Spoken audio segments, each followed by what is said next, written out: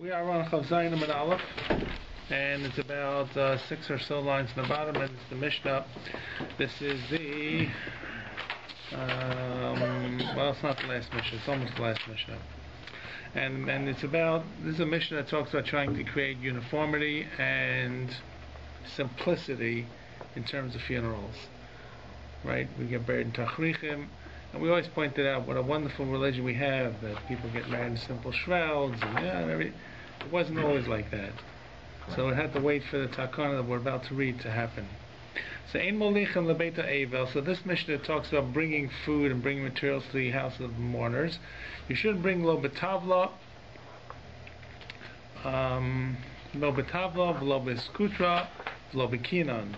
You shouldn't bring a tavla is a very fancy tray. Iskutla is a plate of silver plate or a glass plate. Kinon is a very special type of basket.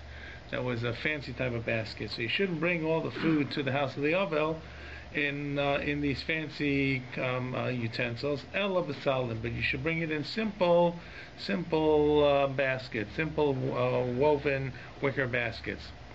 Right, and this once again you'll see, because to make everybody equal, people shouldn't be embarrassed coming in. We talked about this last time. The brachas avelim, that they would stand in the center of the city, and there was a special bracha that was a tanchumim that they gave to the avelim, which we don't really have, and we don't even know it, except it ended off with the words Baruch Atah Hashem Menachem Avelim. We don't even really have the text, so we don't say that. And you don't say this on Chol Moed when they come back from the Kfura. But Moed Ela Omdim B'Shura U'Menachemim, but they do the Shura when the Avelim pass through. They're Menachem Dem Tziamokim Menachem Eschem. That's not Birchas Avelim. U'Potim Esarabim, and they tell people to go home, and they don't have to go to follow the Avelim to the Rechova Shel Ir, where they said the Birchas Avelim, which was done in the town square. Town square was very important in those days. They would gather there on certain occasions of importance for prayer, such as on the fast days. They would take the ark out of the shul and go into Rechova Shel Ir. So it's almost like, I don't know, towns, if you go to New England, town squares are very important. It's the equivalent, I would say, today of bringing a maid to the shul. Okay. Well, maybe, but they would. This is on the way back, where they would come to the town square. It's not traveling there. On the way back, they come to the town square and they all gather around and before everybody goes home, they go to the town. And it's not the shura that we do in the cemetery; it's something else. Yeah, clearly. So they didn't do that, because that was, once again, they did give them a mnichem avelim with the shura, but they didn't do the Rechova Shel Ir. And Potim Esarabim means that they would basically tell them that they didn't have to do, I guess, into Shiva now. And it also means, Potim Esarabim means that they really didn't have to come back later after Chol Moed was over to really pay Shiva. Okay, some of the Rishonim say that. In other words, it's a funny kind of thing. You've all heard this or seen this, or Khalila maybe had an experience, where a funeral takes place on Chol Moed, and the Shiva takes place afterwards. Yeah, it's discombobulated. One is not connected to the other. So what they're really saying to these people here is, you don't really have to come back to pay Shiva, because you already were osik now with the mace. So you've already paid your respects. Now you're going to come back 4 days later. You don't have to do that. That's what some of the Rishonim say. Potim Esarabim really means you tell them they can go home. Not they go home, they don't have to do Rechova Shel Ir. They go home and don't have to come back after Yantiv. Last part of the Mishnah, Manichem es mita barchov shel hargos hesped.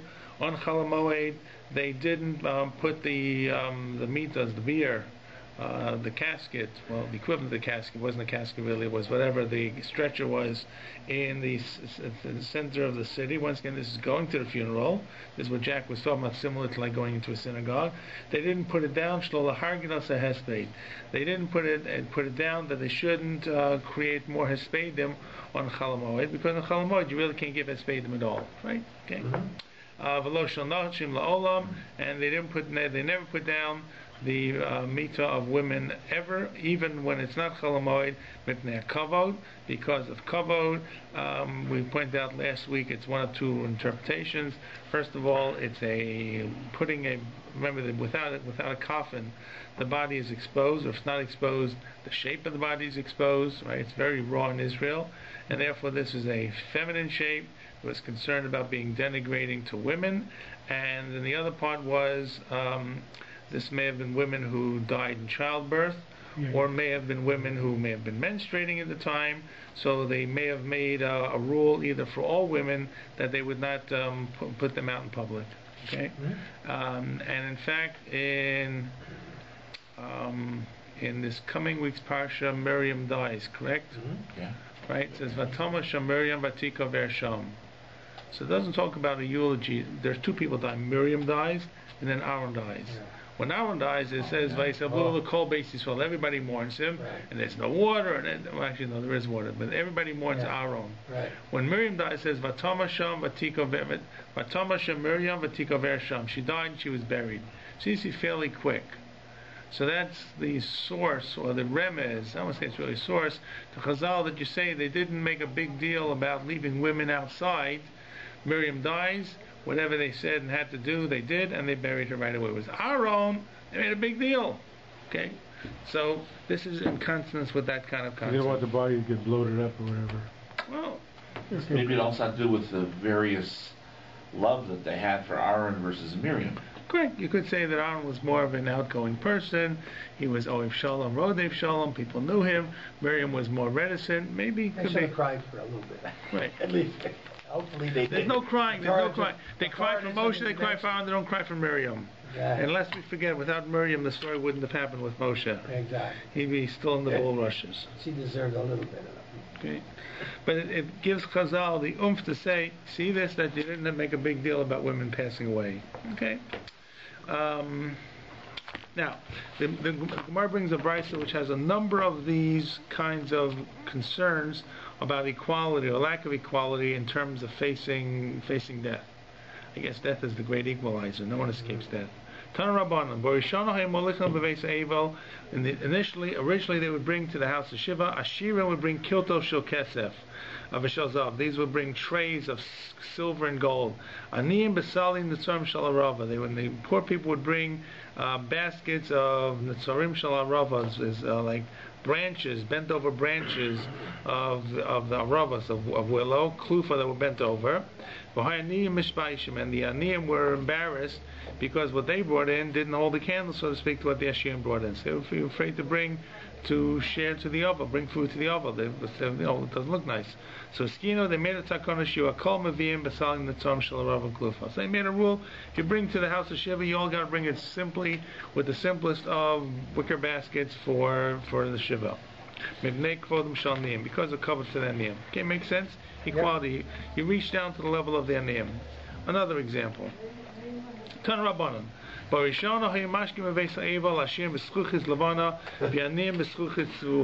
this is levels of glass. So the glass, of course, was an art. Glass was developed by the Phoenicians in the Mideast, and there were different levels of glass purity. The purest of glass, which is sand really, was clear. But you had to remove all the impurities to make that. So I'm not sure if they had clear, I'm not sure if they had clear glass in those days. Well, it might not have been clear. They call it white glass. They call it white glass. Can make their white glass. But it's like white. It's like It was bumpily, but no, you're right. It wasn't exact. It wasn't transparent, but it was translucent, I would say. Translucent with some bubbles in it. That's what I saw Exactly. like in some of the museums and Okay. stuff. So that's what they call this here as Levana, Zuchuchis Levana, white Yeah, Yes. yeah. It's not like we have today. Like you look through. even better. I say that's transparent. Good. Yeah. And that was the highest level, right? And the lower level, and that's what the Ashirim would drink in the house of an Avel.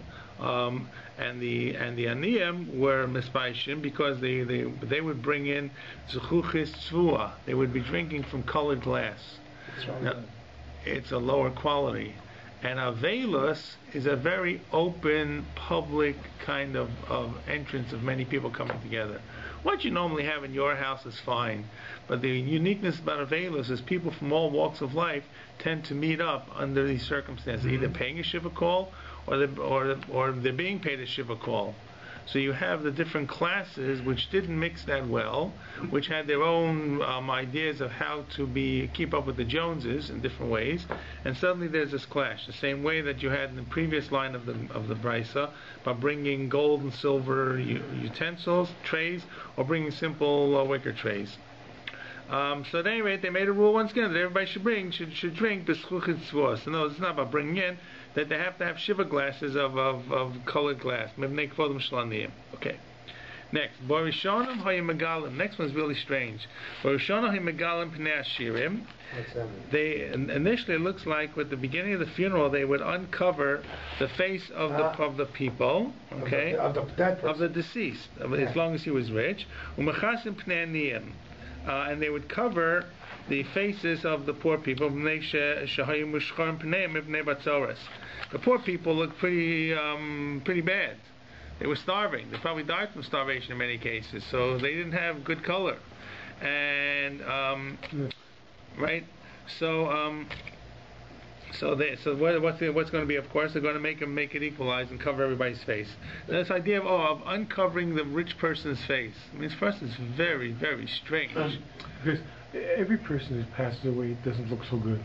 Correct. Because he would have had some disease, or they would have had some. So you have to remember they buried fairly. But they buried fairly quickly. They buried fairly quickly before there was any breakdown. Okay. So that's number one. But you're right. But there is rigor mortis, and second of all, the muscle tone is not the same. But but he had good color, so to speak, and he was it was fat. Fat face. He ate well. So the question is, why would they want to do this? What are they really doing? So the Rishonim try to explain that if people would see this guy, how well he looked, they would feel even more bad. The idea of going to a kfura was to unearth the sadness, the bereftness. So you see a guy that looks really good and he's dead and he's inanimate, it really hits home. On the other hand, the guy looks like he's schlepping. You say, well, okay, maybe it was a good thing he died, right? And the other thing is, the Rishonim, Rabbi Yonason says that if the guy looked really good, then it was not just the comparison how well he looked. He looked this well and looked this good, and guess what happened to him? He died. Yeah. Death is the end of all. On the other hand, if you have a poor person who looks like he's on his way out to begin with, it's no kicker. That seems to be the logic. For us, it is extremely strange. I can only say that it will probably are influenced by the fact that there were open caskets is a very goyish thing. Well, that's it. We're influenced now, and you can still. Because today they paint up the bodies and they do the. But right. Even to us, it's so. Whatever. It's so maudlin. I can still see from the goyish point of view. They figure they want to say goodbye to whoever. Like you say, they fix them up. They don't look too bad. I went to the makeup. They don't look. The person doesn't look the same. I had a thinking the other way on this, which is perverse, I suppose you'd say. Two things. There's one of the Tehillim, you say in the house of Menevel, is the rich people think that they are so rich, whatever, they'll leave everything behind. Right. They don't take anything with them to the kever, right? And you could argue, if you wanted to look from that point of view, that one of the reasons covering the rich is precisely to show no matter how rich you are, okay, you're going just like you. Yesterday we're super powerful, you can the whole world. So I think that's a variation of the first thing I said, which was that you feel the sadness. That's the end of the line. Nothing goes. This guy was at the height of his health. I don't know if that's sad. I'm saying I'm taking the other attitude, which is not so much a sadness. The Musar. As saying, the Musar is saying, you know what, here's a guy who was a big knocker and he could run everybody, and there he is, right, like everybody else. So, Right. So, maybe. My mother told me that on the Lower East Side, when she was younger, the family always checked the body.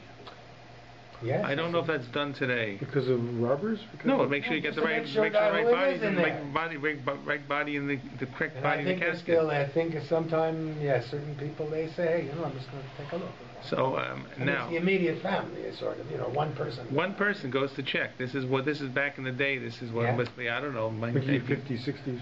Probably 30s, 40s, maybe 40s. Okay. Now years later, Chaver Kedisha could have mixed up somebody. Who knows? Who knows what even Chaver Kedisha they had in the Lower East Side in the 30s and 40s, right? Well, that's my brother.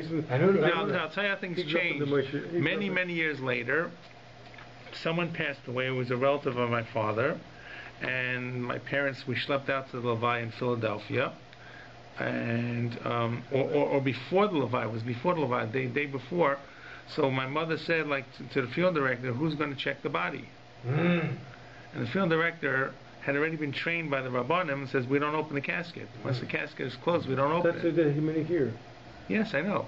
Yeah. So my mother got very agitated. And she says, it's not possible. Someone else has to check. And he says, no, we have a rule that we don't do that.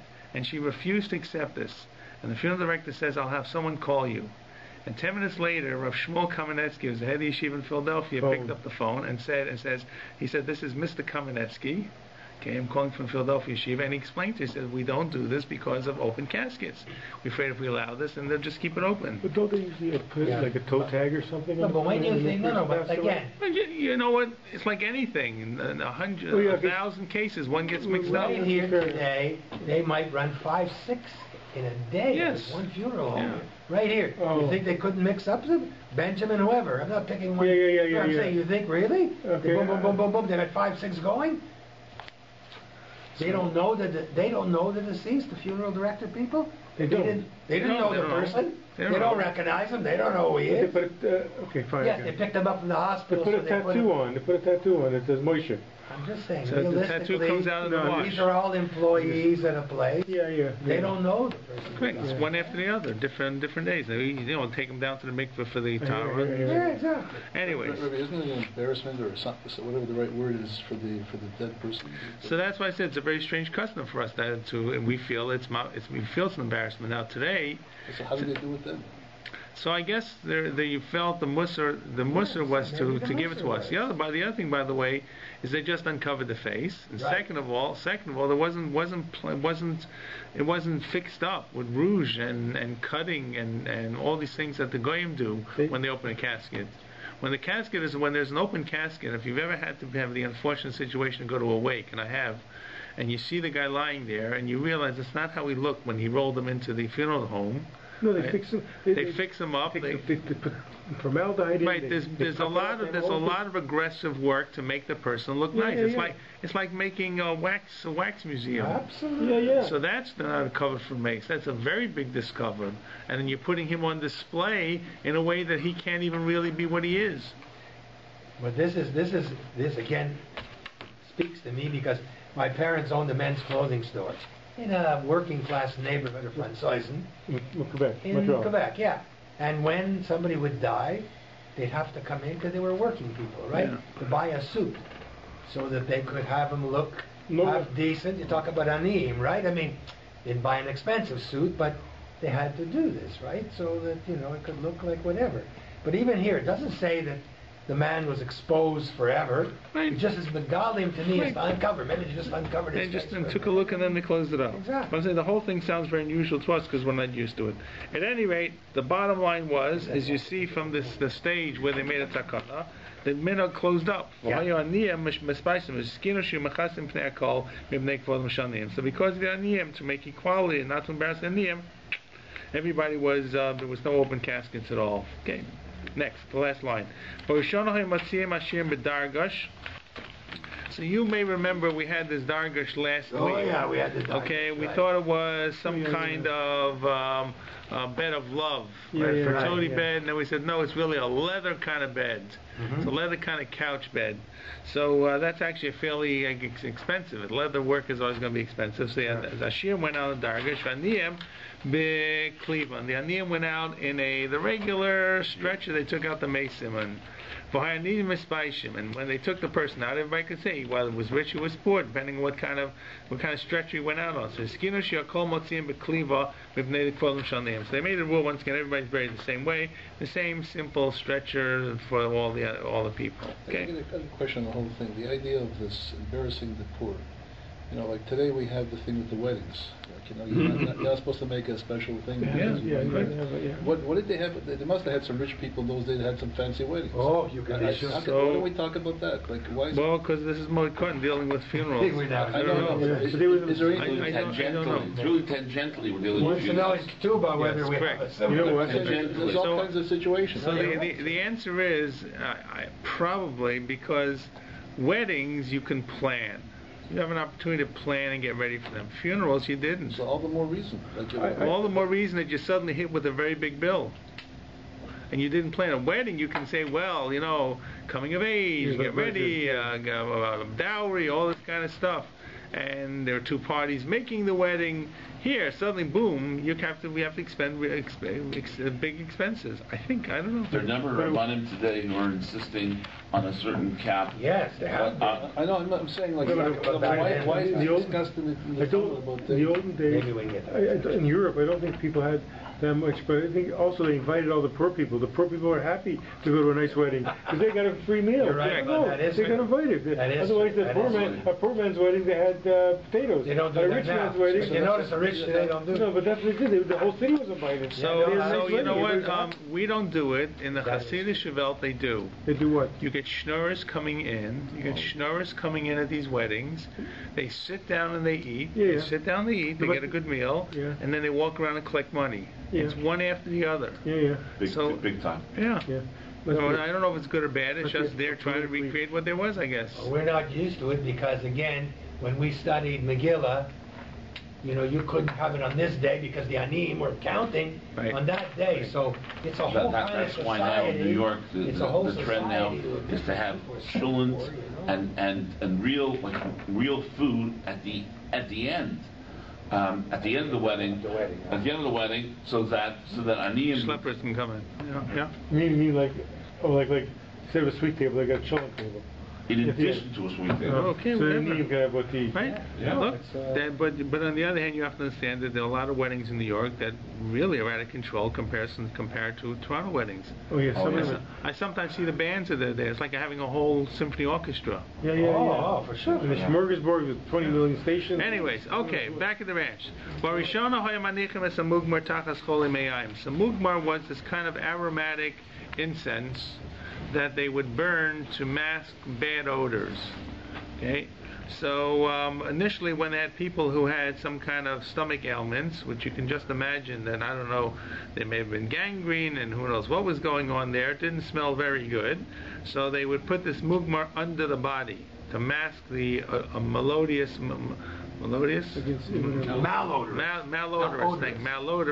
smell. So so there were people alive who suffered from these stomach ailments. Once again, they probably didn't smell all that nice. They were embarrassed. So why would they be embarrassed? Because it underscored from the fact that they smell too, and that they suffered from this disease which had no cure. Yeah, for everybody's good to get rid of the smell. So the better answer is hiskunu manichem tachas hakol. They put mugmar on everybody. They call them shel choli me'ayin chaim. Everybody who's alive? No, every funeral. Every funeral. So every funeral had this mugmar, this incense burning. Once again, this is part of the tahara. Okay.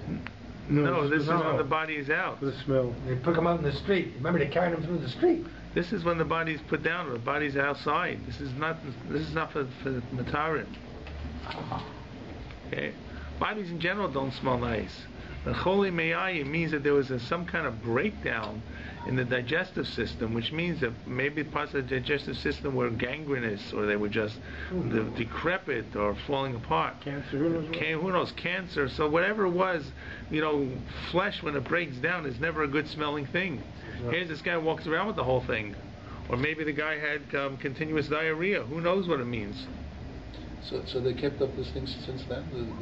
So once we don't have this. I've never been to a funeral with mugmar. No, or whatever. No, I meant they don't do this to the body to make it.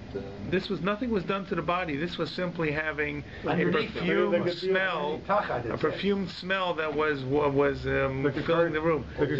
Think of incense, like these temples have incense. What is incense? It's a smoke that has some kind of smell that smells nice. No, but this is a package. It says they put it under. So on the body they put it on the beer. They had this nice smelling package of something.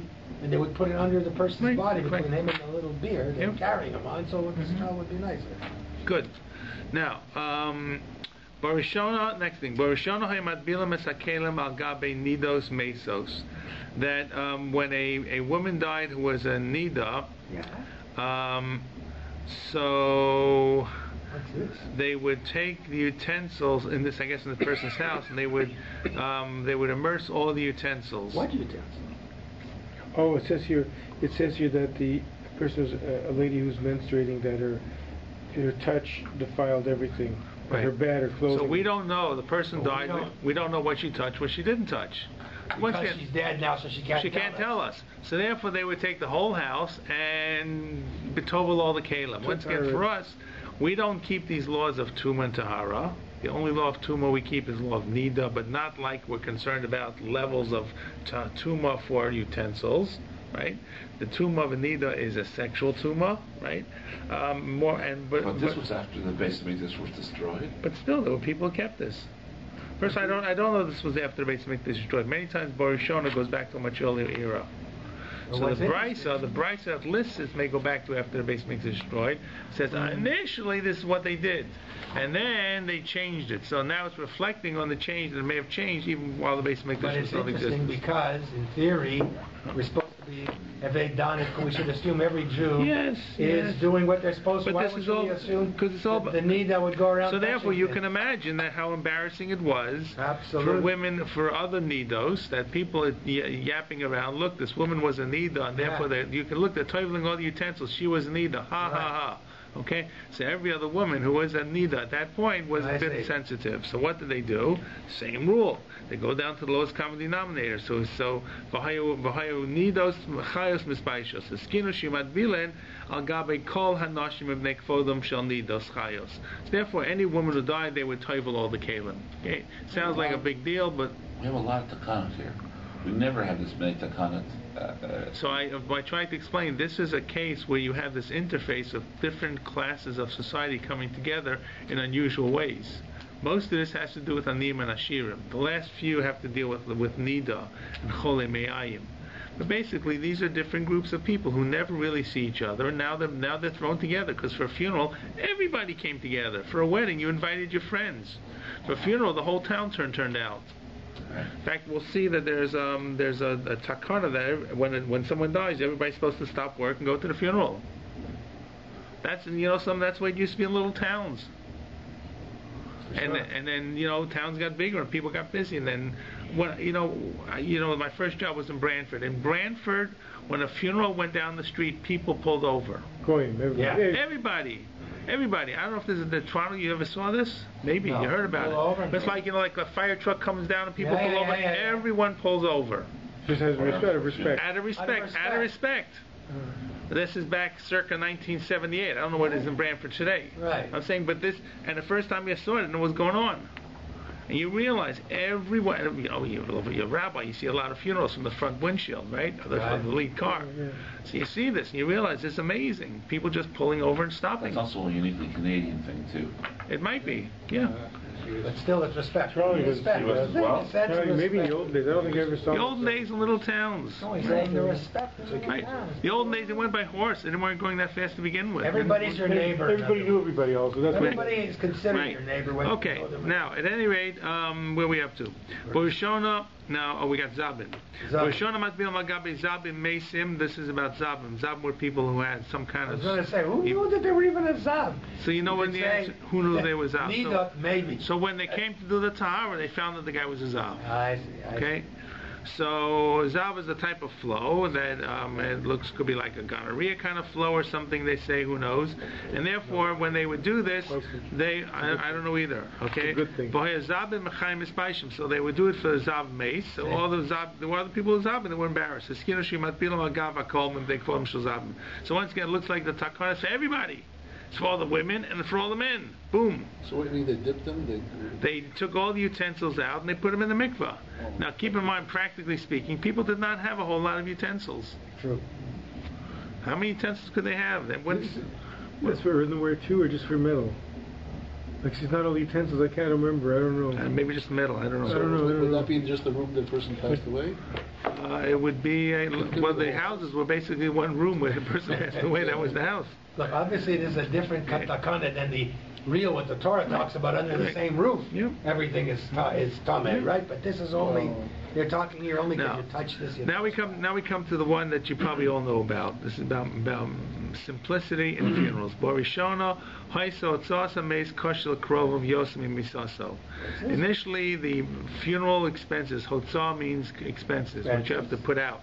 For the burial was more difficult for the relatives more than his actual dying. The emotional strain is one when he dies, but financially they got hit with a tremendous bill. It's even today. Right? Yeah. Funeral directors, this is what their business is. What are the expenses in those days? What could the expenses be? I don't know. Get a kever. Kever, digger, schleppers, who knows?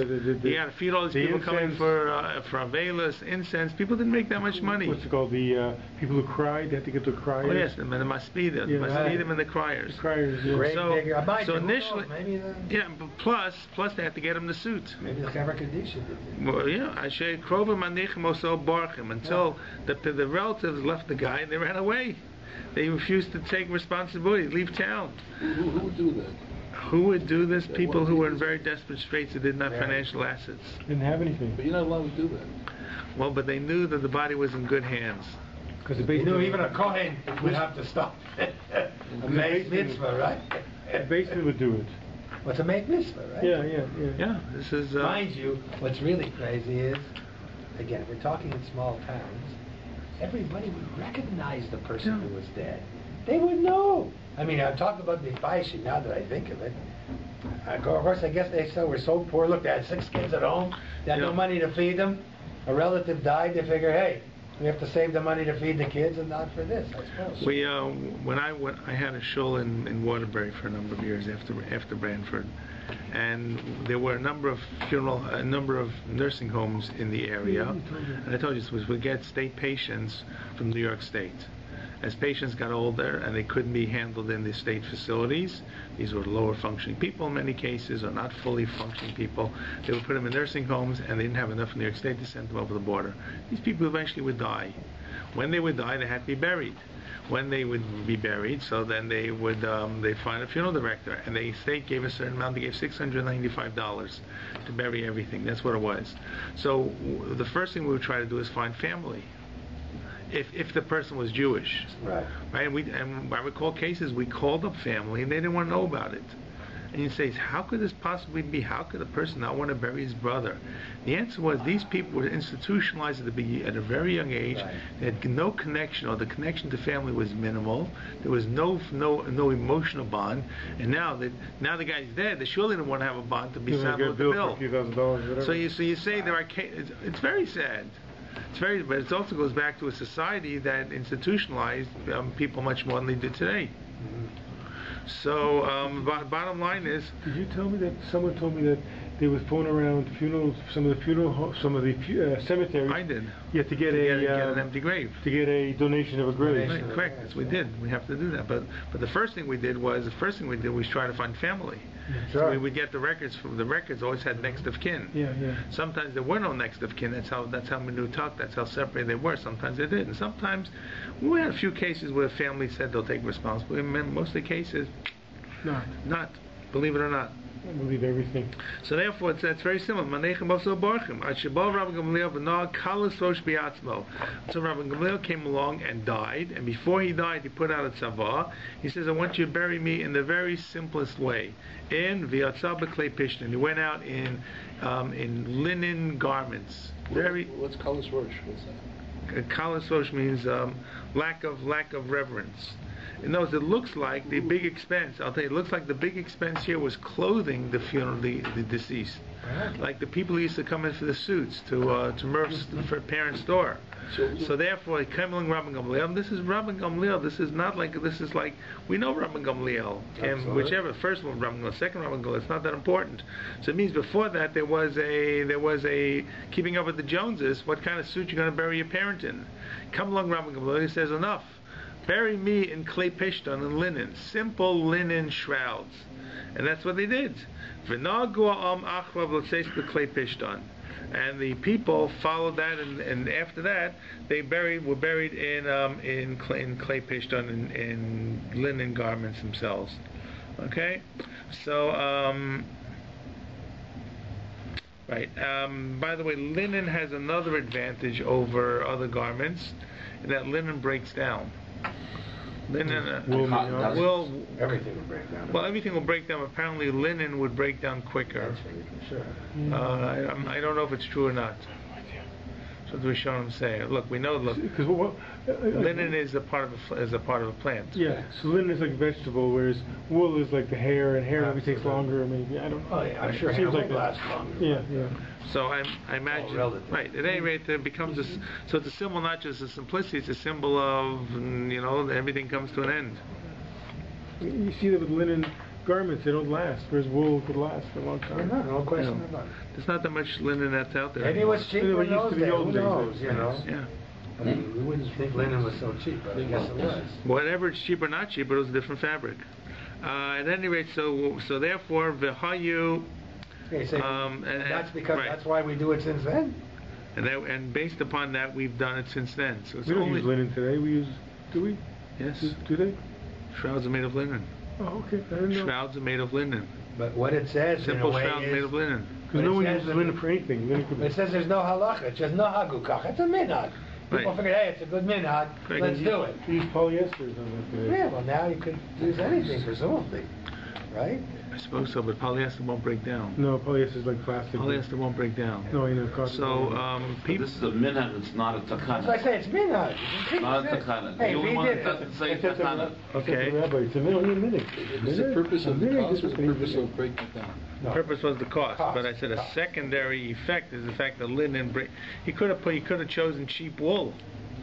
Look, there are two real garments that they have in those days. One is wool and one is linen, and there's leather. Leather is very expensive. Cotton they didn't have. They did not have cotton. They did not have polyester. No, polyester for sure. Right. So they had wool and linen. If you mix them together, you got shotness. So it's maybe if you're dead, it's okay to have shotness. But it's clear. It's true. If you're dead, it's okay to have shotness. It's clear that they did this out of money, because the people would put the bodies because of money. That's the only reason you do that. And it appears that linen was cheaper. Must have been. Right. I think the first synthetic was. No, but like you said, maybe they buried them in actual clothing of some kind. Right. So we don't know anything about shrouds or whether it's simply a linen jumpsuit.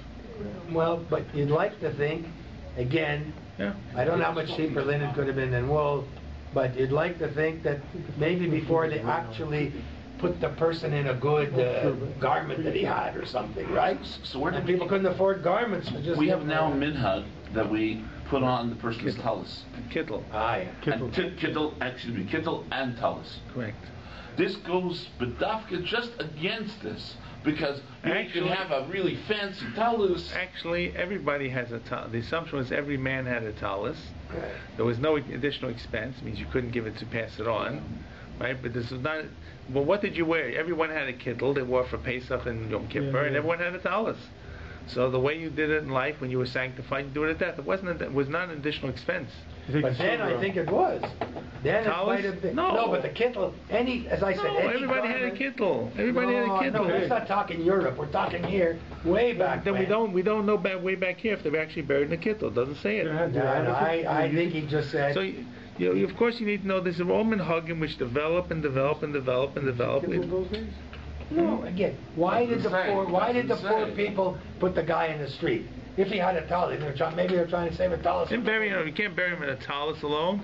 They put him in the street because before they put on the tallis, they had to put on a three-piece suit. That's what I'm saying. They put on clothes in those days of some kind. Yes. And they couldn't afford not to have clothes. Right. We don't know what the clothing was. We don't know if the clothing was regular business attire, was it schmancy attire, or was it simply a type of funeral line. And the bottom line was this cut costs down immensely, and that's what people know about funerals. But it's Rabbi Gamliel who makes this big rule, which becomes a minhag and is well accepted. Yeah. And that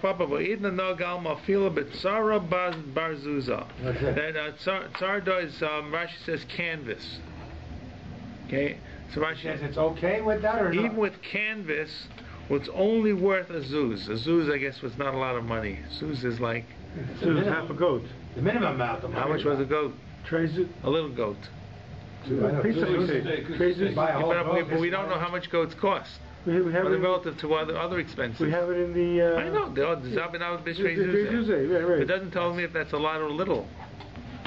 You can get a good little goat. Yeah. But why is he saying here that some people are okay using this? That you can even get away with using canvas, Not just the people, not just pitched on, even canvas that's worth as minimal cost, lowest cost possible. Gotcha. Right? Yeah. Okay. So in other words, from this kind of spreads the whole concept of trying to do simplicity and simpleness in a funeral and reduce costs and make it equality. You got the feeling earlier about the trying to reach down to the level of the aniyim with all the other parts of the shiva. So this becomes the value that comes across with all kinds of funerals. Okay, but it comes from Rabbi Gamliel. Okay. I must say, since in our cemetery, we insist on tachlichim. It's interesting that maybe it's just a minhag, but it's a good minhag. Do they use linen? Well, it's not a question of I'm saying you can't bury somebody in our Doesn't everybody use tachlichim today? Everybody use tachlichim? I don't know. I just want to make sure that that's... Why don't you go to Holy Blossom if they use tachlichim? I don't know. Tachlichim is, they wrap it around, right? It's if wrapped they're around. buried in our cemetery. The word, it's wrapped around, not wrapped around. You dress them. So you insert the body in. You have the top is the top ties, no yes. Idea. The top ties? The top is like a tunic. But so why in Megillah, I remember learning in Megillah Sister, and they use the word, I forget the word, I made it wrong. Don't look at me, I never worked with that. I have no idea. I thought... That's a good idea, look it up again. No. Megillah Sister, they wrapped around and the same word is used. I don't know. The funeral homes are all... Yeah, they'll try to use tachlichim. Yeah, we're very conservative in the city. Absolutely. Really are. But what do other places use? They don't use tachlichim? I don't know. There are other places that 10% or more are doing cremations, right? So maybe more. Yeah. Jews, I'm telling you. Yeah. Where The Goyim are up to 50%. But here in Toronto, you don't see that? Not in our cemetery. Because it's post-Holocaust. I don't know where they buried them. I don't know where they buried them. No, well, probably temples have their own places. Not in our cemetery, but I don't know where. Okay, I don't know. Okay. Anyways, let's go on. All right. Hey. Okay. So we say that on Chol Hamoed you don't put down the beer on the city center, and you just keep going. So it's like, for example, we have a variation of that. We stop in the cemetery 7 times. Yes, we do. And we don't do any stops on Chol Hamoed. No stops on Chol Hamoed. No stops on Chol Hamoed. I never intended one. No, trust me, no stops. I believe you. I trust. Okay, go right through. Express. Why? Because you're trying to minimize the actual, the aveilus, the sadness, the mourning patterns in the actual funeral. It's a semi-festive day, so the same way they didn't put the body down to do hespedim, the same way that they really don't do hespedim on Chol Hamoed. Today we sometimes speak about the mace. It's not really the hespedim of antiquity, which were real tearjerkers, which had specially hired eulogizers and criers. So too we also minimize in different ways. Okay, so at any rate, this is about normally on Chol Hamoed. Amrav Papa, Ein Moed b'fnei ha-Talmud b'fnei Talmud Chacham. When a Talmud Chacham dies, you break the rules. You can put the casket down or put the body down and say more and more and more and more and more funerals, because it's not just about the death of a Talmud Chacham, it's the death of Torah. Torah's been, the honor of Torah has gone down. Because Chanukah Purim, and Shul in Chanukah and Purim, that you can stop and do a lot of hespedim for a Talmud Chacham, not just on Chol Hamoed, but even Chanukah and Purim, which are of lesser significance. Okay? Do we go by that today? Yes, for Talmud Chacham. Otherwise, Chanukah and Purim, you don't do really hespedim. So what happens is you go to funerals, you see that they do hespedim. They speak about the deceased. They try to explain they're not really doing a hesped. They're talking about the deceased. And as I've said many times, the role of the hesped today is much, much different than it was back in the days of the Mishnah Gemara. They're more informative. They're more, you learn about the person, they talk about the values of the person. It's not meant to create a tearjerker in the audience. The family is crying because they're sad, they're emotional. But you don't find the entire audience is crying unless they go on too long and it's really hot inside the funeral chapel. Okay. Now, so v'hani mili b'fanav. So, however, the Gemara adds, the only time that you can do hespedim for Talmud Chacham is when he's there. His deceased is there. But if he's not there and you hear about him, you can't simply make long eulogies on a Talmud Chacham on Chol Hamoed. So the Gemara says, lo? Shlo b'fanav lo. So the Gemara says, Ini, is this really true? V'ha Rav Kahana sapte l'Rav Zvid min Arda b'Pum Nahara. So Rav Kahana was in Pum Nahara, And he gave a hesped for Rav Zvid who lived in Arda. He wasn't there. He died in a different city, in Arda. Right. The person giving the eulogy is Rav Kahana. And apparently the story was Chalamoid. So Rav Papi, Yom Shmua Have Ukafan of Dami. So Rav Papi gives the exception to the exception to the exception. First is you don't give Hespedim on Chalamoid. The exception is you give it for Talmud Chacham. The exception to the rule is the Talmud Chacham has to be here, but if it's not there, you don't do it. However, if it's the very day that he dies, that you hear about it, you can give Hespedim for him on Chalamoid, even though it's Chalamoid. If there's just the very day that you hear the news, that the news reaches. Right, doesn't have to be the day he died. The day you hear about it. Correct. Okay. Period. Amar Ula, and so it's like he's there. Amar Ula. So this is just a random 2 lines here. Amar Ula Hesped Alev.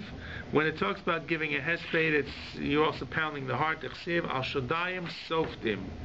On your breasts, you are softim. This hespedim somehow create agmas nefesh, or the person would bang his heart when he did it. There was the physical emotions, physical actions. Tipuach. Biyad. When the person says they're doing tipuach, or the sources talk about doing tipuach, mitapeach, so they're actually, I guess, banging with their hands. They're clapping their hands. Okay. Kilos, when it says they're doing kilos, which I think is going to be in the last mission, is going to talk about what they did. Mikonos, metapchos is tipuach, and mekalsos is kiloach. Mekalchos. So the last mission will tell us different levels that they did and who did them on Chalamoid. So when it says kilus, it is using your foot. And Tana Rabbanan, and Rice makes a statement, Amakalis leikalis basandal ela b'minal. If you bang your foot, you shouldn't use a sandal, but you should use a hard shoe.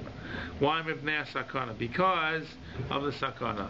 There's actually a reverse kind of gersa that says it has the reverse in Rashi, and Rashi Ksav Yad says that you should do it with a sandal, and you shouldn't do banging your foot with a hard shoe because the hardness of the shoe will hurt the foot.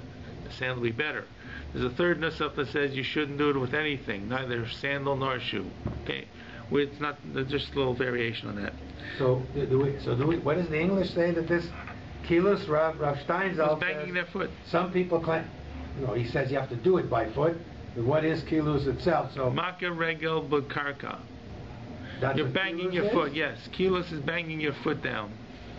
You're so distraught that you're banging your foot down. Come on, you can think of examples where you forgot to do something, right? Forgot to do something, you go, that's just, now I just did yad b'yad. People kick their foot and that's kilos. Rav Steinsaltz says there are those who think this is a Greek word, but they're not agreed on that. Some people think it's a Hebrew version of a Greek word. So there you go.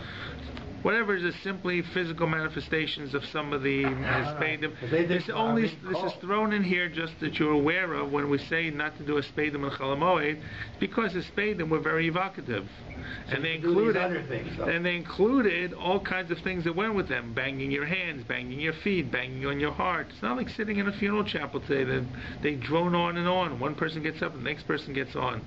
People were really emotionally involved. Okay, and the Tan Rabbanan Makalis Leikalis. I did that right. Am Rav Yochanan. Avel Kevin Shninea Rosho Shuv E Menach Min Rashem Leishev Etzlo. When the Avel moves his head, shakes his head, that means people don't have to sit next to him anymore. In other words, this was the sign that he's able, that you can go. Now, why did he just tell you to go? So it could be he wasn't communicative, he really was so depressed, and you thought you want to sit there, maybe he'll talk, and finally just says, goodbye. Or the other part is, we have to remember there was something called Atifas Arosh.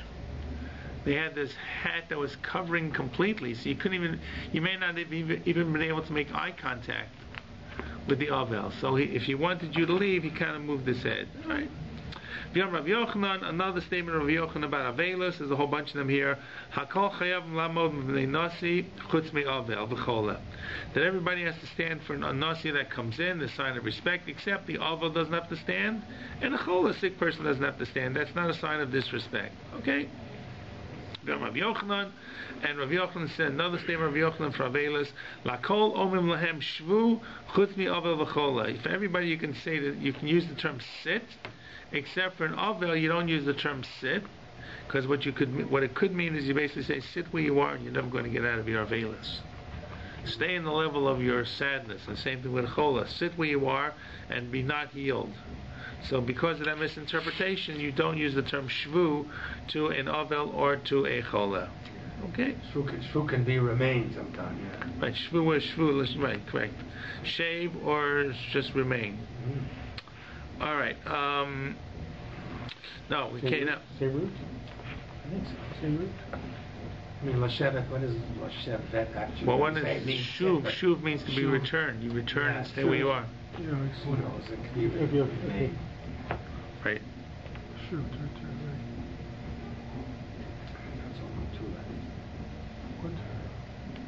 right. Right. Okay. All right. Well, let's go on. There's another piece that's important here. Amar Rav Yehuda Marav. Avel Yom Rishon. This is something we do. Yavel Yom Rishon Asa Lecho Lecha Mishalo. The first novel on the first day can't eat his own food. It's the first day when he comes back from the funeral. Right. By the way, this means that novel could fast if he wants, theoretically.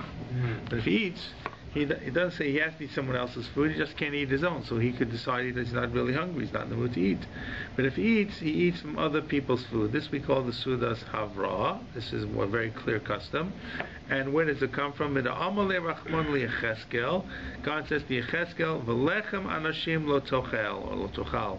Don't eat the bread of people. What does that mean? That's the opposite, you think? Well, so it's a funny kind of chapter in Yecheskel. Some of them Chazal understand to mean that God is saying to Yecheskel, do this, which other people do, and some of them Chazal feel that Yecheskel is being told, do this, and other people don't do it. This is one of those that Chazal feel is actually a directive to do what other people are doing. You're an Avel, so you have to eat the food of other people. And therefore an Avel has to eat food from other people. Avel min ha-Torah, the real Torah level of Avelis, is only one day. So consequently, the Avel should be fed by other people. We call this, of course, Sudas Avro. And as an example to this, Rabbi of Rav Yosef, Machlafei Sudaisu Lahadadi. Rabbi and Rav Yosef used to switch their meals. What does that mean? So it looks like an example where both of them suffered a loss at the same time. Sounds like it. They both came back from the funeral, and each of them flipped the meal to the other. Yeah, you could suggest that it meant that whenever they had a funeral, whenever each of them had a bereavement, the other person changed meals with them. Not that they sent food over; they were so poor they couldn't afford to lose food. He would give him his meal, he would take back the other meal. Okay. All right. Now I told you about people stopping to work to go take care of a funeral. So here's the story that comes up. Amar Rav, Meis Ba'ir, Kol B'nei Oir Asur B'Asis Malacha. If a person dies in the city, all the Avelim, all the people, all the townsfolk, have to stop doing work. They don't have to go to the funeral, but they have to stop doing malacha, I guess, until the funeral takes place. Make sense? Mm-hmm. Seems like great minhag. Rav Hamnuna ikla le Drumta. So Rav Hamnuna came to a city called Drumta. Shamar kol shipura de shichva. He heard the sound of a shofar that a person died. Like it's kind of like the volunteer fire departments where they sound the alarm, or when they want to call people together. So apparently, when a person died in these little towns, there was a certain special shofar blowing that made people aware there was a funeral, and people stopped working. So he heard the shofar blowing for death. So chaza hanach inshe the ko'avde avidita. So he saw people who were still working. Can you imagine that? So remember, he's not native to Drumta. So amalahu, he said lehevi hanach inshe b'shamta. These people who are working should be a shamta, is a nidre. They should be in a cherem. Lo shechva ika b'masa. Is there not a death in the city? Shechva from shochav means a person lies. Is there not a death in the city? It's a rhetorical question. Obviously, I heard the shofar. Right. How dare these people work? So Amolei, the people that got put in Shamta, or maybe someone else said, Chavurasa ika b'masa. There is a chevra. Chaverim. There's a Chevra Kadisha who looks after. People don't have to stop to take care of the funeral, of the preparations. People are set for that. So Amalahu, he said to them, Ihachi Shar Yelachu. And then, if that's the case, they're permitted. Either it means they're permitted from their, I'm being mater, their cherem, or they're permitted, anyone's permitted to work because there's a special Chevra Kadisha. So that's really interesting in itself. It sounds like there weren't Chevra Kadishas. What, everybody goes to stop and decide who's going to take care of the maid at this point, or what? Sounds like it, eh? It sounds like a shul that has its own Chevra Kadisha with a rotating basis. So in other words, that there are shuls that they take this very seriously, and a lot of people serve. So until they have the people lined up, you don't know if you're going to be called. But you wonder what they did in other communities. Again, everybody took care of this. I think I mentioned to you, and I wish I could remember the details, when at the museum in Prague, the Jewish museum, they had sort of a bowl or something. I wish I could remember it exactly, and there were like tokens inside, and all the men, and it was a pretty big town even by then. They had like a rotating thing. You put your hand in and pull out the thing, and you had to take care of, let's say, whoever died the next week or whatever. Rotation of Kedisha. Yeah, of Siddur men. I guess it wasn't just a small group. It was quite a group of people who, because they had a certain building, you can still see the building still there, who, I guess obviously, like going by there, is more of a responsibility of the community, and it was a more widespread thing. I guess 20 or 50 or 100 guys who did this, and they had like a system of you pick like a. So like the answer was the idea of a Chevra Kadisha is only there when the city is big enough that you can support communal people. Yeah. Right. Yeah. There are towns and there are cities. For sure. Right. We learned in Masechet Megillah what makes a city. You have a Sar Batlanim, which is like functionaries. All right. So then it's okay. Rav Huna Marav. Let's do one more piece, one more story. Rav Huna Marav. Call it Kasha Meso Yoter Midai Al Mesa Cher Hu Bocha. If you cry too much or you take it very hard for the death of a deceased, so then God will line up for you another one, so to speak. Now, what does that mean? No, there's a limit to how much mourning we have. Right? 3 days, 7 days, 30 days. God hardwired people that eventually they die. So if you really can't get out of this, means that you're kind of disproving God or disagreeing with God or not accepting God's will. God killed them. God made the body run down. God made people finite. So you have to accept. So yes, you're sad, and yes, there's a loss, and the person's no longer alive, but you have to accept it at one point. So here's one example of where this is extremist. Hahi Itata, there was a woman, Itaz an Isha, the Have b'Shivusa de Rav Huna, who lived in the neighborhood of Rav Huna. Havala Shivi Banim, she had 7 sons. Okay, Mischad Minayu, one of the sons died. Havakabachi biyatirta alei, she was crying biyatirta yatera, too much for him. So Shalach la Rav Huna, so Rav Huna said, Lo tavdi hachi, don't do this. Stop crying. Pull yourself together. Lo ashkech, she didn't pay attention. Shalach lo, he said to her, Itzaisis mutav. If you listen to me, good. Bimlo tzvis zavdata liidach mace. Prepare things for the others who will die. And correct. And then sure enough, what happened? Umitu kulu, and all the children died. Right? Well, the self Amar, and she didn't listen to him. So obviously there was a progression here. The story is kind of shortcutted. So at the end, there's only she left. L'sof Amalar Timush Zavto L'nafshech. Prepare provisions for yourself. And what happened? The umita, and she died. So in other words, there's a certain limit to how much you have to cry for and so forth. Right, we'll just let maybe just do 3 more lines to explain it. Al tifku lameis V'altagodolo, don't cry for the deceased and don't be mournful for him. Altifkula meis yoter midai, don't be cry too much. V'altaguru lo yoter mikishur, don't do more than the required measurement. Haketan, shlosha yamim lebechi, 3 days for crying. Shiva lehespe, 3 days for mourning patterns. Shloshim legihut, 30 days for washing utisporet and haircuts. Mikan v'elach, from this point on, Amar Kadosh Baruch Hu, Iyatem rachmanim bi yoter mimeni. Don't be more merciful than me. Okay, so it takes us up to here, and the next piece is going to deal with some of the psukim.